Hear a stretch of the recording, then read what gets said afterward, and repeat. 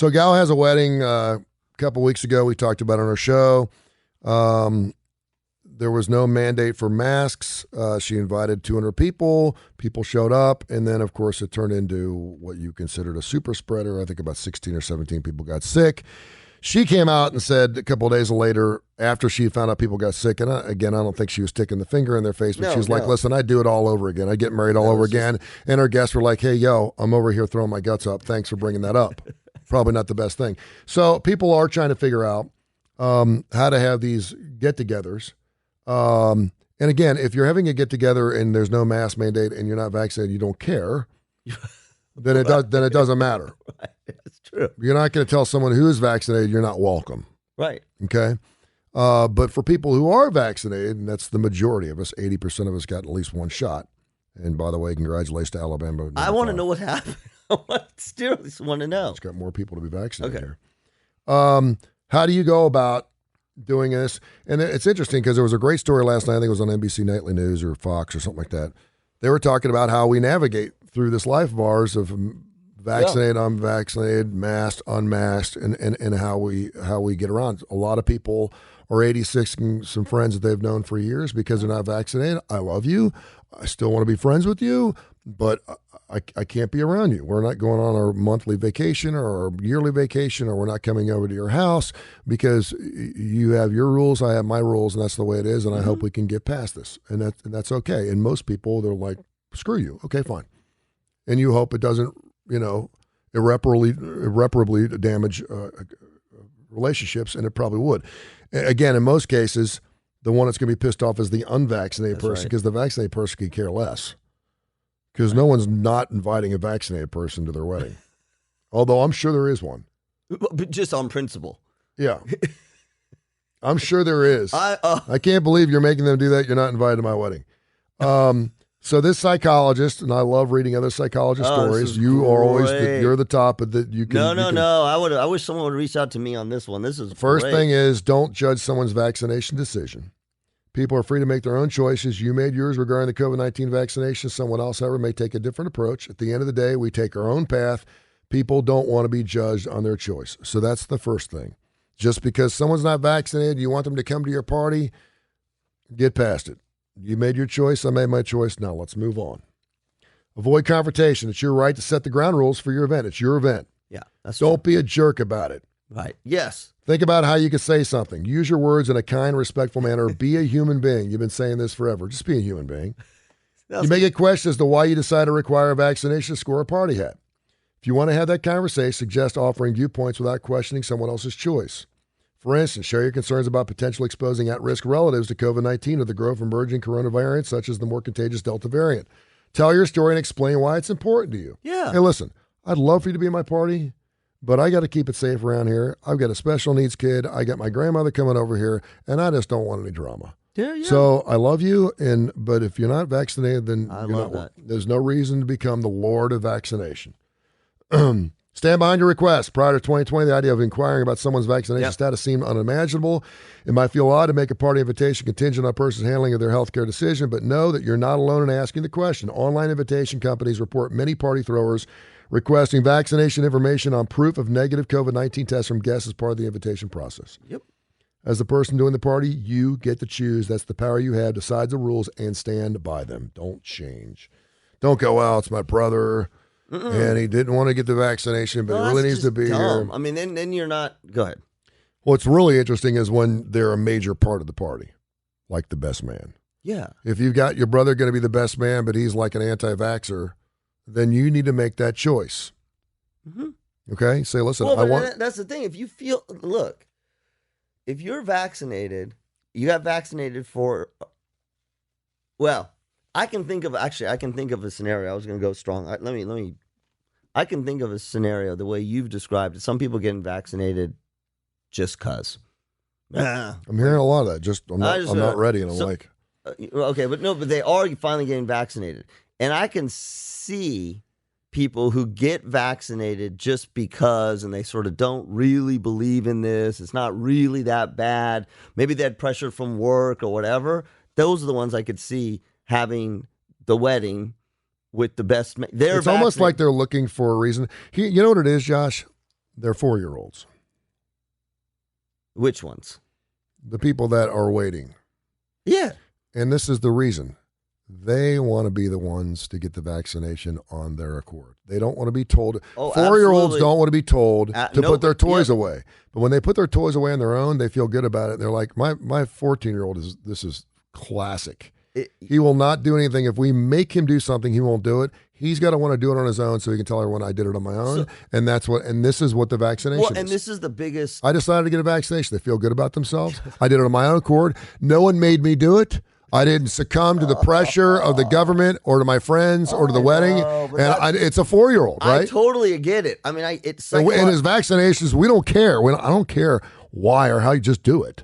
Well, but they don't want to be. They want to like soccer because they want to like soccer, not because a soccer fan's in their face telling them how great it is. Well, listen, I get that. This is the great experiment, right? This pandemic will be a part of sociologists, anthropologists, and psychologists and political scientists studying this forever. Yep. Like this is going to, because it's gone. And it's exactly what you said, which is when this thing happened, after we realized that, oh crap, this is serious. And that even took a while. Mm-hmm. But once we did, then it was, okay, because we've never been in this before. Okay, let's ask people to do, actually, let me take it back. Let's put information out there. People should do what we're going to pull together and stuff. And then there's the public health officials are like, oh crap, that didn't work. Okay, we'll ask those, please, remember, please wear your mask. Just please. Okay, well, they thought, oh, that'll get it. I'm going to put a physician, the CDC. I'm going to get someone there. Just please do it. And then they're like, oh shit! Now let's start paying our celebrities. No, that didn't work. No, get the celebrities in, right? Let's have a vaccine. There was a vaccination show the other day. It was all these vaccination. We were doing the same thing with the mask, right? Yep. And so what happens is like all these things that we thought were going to happen. And I'm telling you this, I got friends who are social scientists were like, whoa, that didn't work. And so what started coming, now let's pay them. Well, see, right. So, but that's exactly what started coming out. Sort of the whole 4-year-old thing, which is, wait a minute. Every time we ask them to do it, then they push back harder, right? And then, and I think a lot of us were like, okay, fine, because there's not a vaccination. Blah, blah, blah. When then we're like, hello, vaccination, it's going to be fine because all the people who didn't want to wear the mask and be restricted, they'll get the vaccination. And then people are like, crap, what's happening there, right? So then we're like, okay, this is terrible. Like, wait, we got treatment now, monoclonal infusion therapy, right? God forbid you should get it, and instead people are going to horse pills, right? And yep. So like those people in public health are going, what the hell is that? And it is your exact thing. If you want to be safe, get vaccinated. No one's going to tell me I want to get vaccinated. Okay, number one. If you get sick, if you get it within 4 days of being sick, go get this infusion because it'll work. Don't tell me to go get that infusion. I'm going to get whatever the hell I want to get. Yep. Right. And so like we keep going. And I've talked about this. It's right at that place. You could make your 14-year-old do it. Mm-hmm. If you have enough power that you could. And maybe in some cases you do. We're at that place. We're at that place where we're sort of like either way, and we're like, you know what, screw it. What's amazing to me, and I know it's small, it's 28, 33 people, whatever it is. The fact that people were willing to stick some type of horse pill in them instead of just getting the vaccination, and calling poison control. I'm like, you don't believe this science over here, but you're willing to take a horse tranquilizer or whatever it is. It doesn't make sense. She goes on to say, will everyone gleefully accept your vaccination request and potentially be blocked from attending the party? Probably not. And some may be pretty vocal about expressing their displeasure. Yeah. A few may even threaten to sever your relationship with you. I thought you were going to say threaten you. If I can't come to the wedding because of a stupid shot, we're through. Yep. Take a deep breath. She says, be assertive but not aggressive in your response. Yes. Did you hear that? Yes. Be assertive. You always want to be assertive, not aggressive. But not aggressive. Emphasize the situation involving COVID-19 is temporary, we hope, and that you look forward to seeing them again in the future. There's no reason to argue. You're not arguing with a 14-year-old. You're planning a party, not getting to try to out-debate them. Right. Finally, remember this bit of advice. If someone pushes back about your invitation, no is a complete answer. You don't have to say more, and you don't have to defend it. Oh, this is good. Who's the psychologist? Dr. Childs. Nice. Is it he or she? Shavana, psychologist, Shavana Childs, PhD. You know, I usually hammer on them.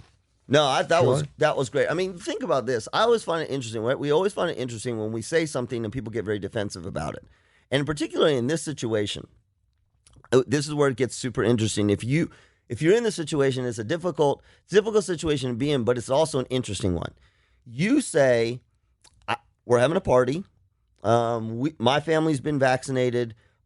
We want to be on the safe side, so we're asking everyone to get vaccinated.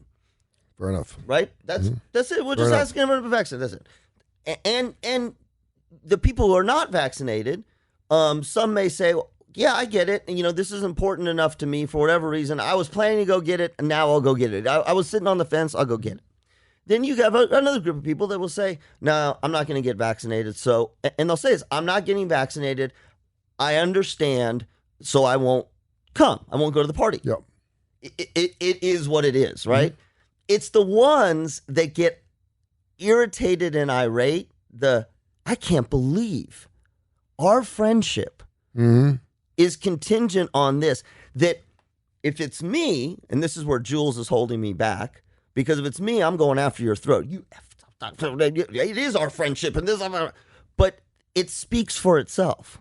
Like, that's what I would say is, even though this, I'm being a little more devious here, this psychologist is giving the right advice. What I'm saying is, if somebody who is your friend this is a pandemic, this is an emergency. Like, this is not don't brush your teeth or something like that. But if that person is going to go, I'm not coming, and because you asked me, that severs our relationship, then what's happening is that person's showing you who they are. Yeah. So it's okay. You don't have to say anything. And that's why they say no is a complete answer. You don't have to jump in and you're like, it's your party. It's my party. It's my party. And if you have a party, then I'm not coming to your party. Not because I don't want to come to your party, but I'm not going to be around people that aren't vaccinated either. So if I know if you're having a party, first of all, you're probably not going to be invited. So you're going to save a wedding gift. And so, you're just like, okay, that's fine. Listen, if we can't get past this, we're not. I mean, this is like not inviting a Republican to your wedding. Or a Democrat. We got different views on this. I mean, it's like.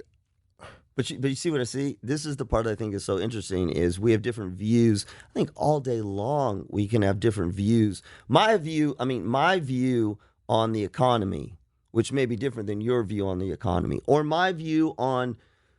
Well, I was going low. That's too controversial. My view on abortion. Well, I was going abortion. I was going social justice. I do know some people that would probably not invite someone that is. But how would they? Would they ask? No, because that's not something that. Are you pro-life or pro-life? That's what I'm saying. Are you parenthood or no? I mean, they wouldn't ask that question. But I can tell you right now that if they're at a party and they found out that you were pro-choice, you wouldn't be invited to the next party. What if you found out you're close? Of course, again, that's not something that comes up at a party. Right. Well, because there's no immediate consequence to you or the other person from a health standpoint. Now, I know some people that wouldn't invite someone if they knew they had an abortion. That takes it a step. That takes it a step. So how would that go down? Oh my God, this is Kurre. This is Kurre. So somebody finds out we're having a party, and I'm just going to invite this person and this person who we know very well, and we're going to invite this person too who we know well. And first of all, it's that whole thing like how would it come up? But somehow it was a family member. So you know, family member. Oh yes. Well, but think about when you're making the family. Where do you go? Well, who's had an abortion and who hasn't? No, I mean you would know. It's not a question you'd ask. You would know. So you knew. Okay. So that they purposely wouldn't be invited to the wedding? To the party? I'd have somebody in my family that would probably. What if it was based on your religion? I'm just interested. I'm interested where it goes. Because I've had this conversation I don't know. I'm just trying to think of reasons why you wouldn't invite people to parties. Not your family. I'm not talking about your family. If you're gay, would you not invite somebody to the party? I would not. You. I'd be fine with it, but I can't honestly speak for anyone else. I don't know if people would not invite. They may not tell them about the party if they're homophobic. I mean, I don't. Again, I'm just trying to think of any reason. If it's a party, it's a party. It doesn't matter. You know, we all are different. We all put our political differences aside, our religious beliefs and everything else. You see, that's what makes. I've got Muslims at my party. I've got Christians. I got Baptists. I mean, that's what makes this so different. Like you almost any other issue. I would venture to say every other issue. It's a party. It's a party. But this is what gets interesting because this party is. You know what? Let's dial this back a little bit because this happens before. This has happened before, not like this. Would you invite an atheist to your Christmas party? Sure. Why not? First of all, I'm Jewish. Would they show up? Yeah, why not? Eggnog. Everyone loves a good eggnog. Yeah, but you believe in God. What? You believe in God. Atheists don't. Yeah, so fine. I don't care. Yeah, but I mean. But it's a party. It's what you said is a party. So you know what this is? Here, let's go a little bit easier on this one. We're making this really hard to have a party, aren't we? No. So this is, you know this one. This is you invite everyone to the party, and you find out that someone's called and says, you know, I'm not feeling too well, right? Not feeling too, not during COVID. Just, I'm not feeling too well. Had a little fever the other day, but I think I'll be okay. Just wanted to let you know. Now, I don't know about your party. My party is like, you keep your ass home. Because if you got a fever, you keep your ass home. This is the go to work when you have the fever, right? Or my kid's sick. There is hand, foot, and mouth disease going around. I'm like, love you. You're not coming to my party. And I would almost, if it was me, this is me, I would say, hey, I understand that. Why don't you stay home? No. I'm fine. No. You stay home. It'd be really big. Since the unvaccinated people now are the minority and they're getting smaller and smaller as the day goes by, that they would bring that up first. Hey, by the way, did you know I'm unvaccinated? I'm unvaccinated, and it's my choice. And you're like, totally cool. Yep. And I just want to make sure it's cool that I show up to your party. See that? Now that's the big man. And that's the flip. But that's the flip guilt trip. It is. And then you go, thank you for bringing it up, but I'd appreciate it if you'd stay home. Yes.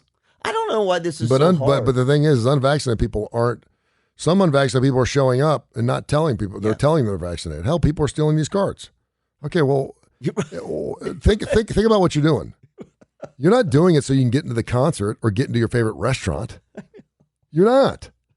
For people that have gotten fake IDs, why? Why would you pay $250 for a fake vaccination card? So are you seriously? Is there a Fish concert next weekend and you want to make sure you get inside? That would make sense. Or do you want to make sure you can go into your favorite restaurant? But that would make sense. Because there's plenty of restaurants that don't need vaccination cards. You can still eat wherever the hell you want. Right. You're not going to go through the drive-thru at KFC and they're going to go, sorry, you can't have your 8-piece. No. I mean, so think about what you're doing here. Why would you need a fake card? So you give the Fish at this point in your life. To say that you're vaccinated? Because if you're not willing to get the vaccination, but you want people to think you're vaccinated, what does that tell you? No, but that's what I would think it would be venues. I think it would be venues that would require it. So let's say you want to go to a football game, and they're LSU. Isn't LSU doing this? I think so, yeah. Okay, so let's use LSU. Although, did you know they lost to UCLA? Yeah, I did. Okay, just letting you know. But LSU, I think, is a really good example. You're a diehard LSU fan. You are anti-vax up the wazoo. You got two choices. You either say, F you, LSU, because you're making me get a vaccination, which is one. Yep. Or you go, damn it. I mean, this is my team. I want to go. I mean, I can see that. You go buy it. Particularly if you're a season ticket holder. Yeah, go buy it. Here's my. It's a fake ID. Yeah.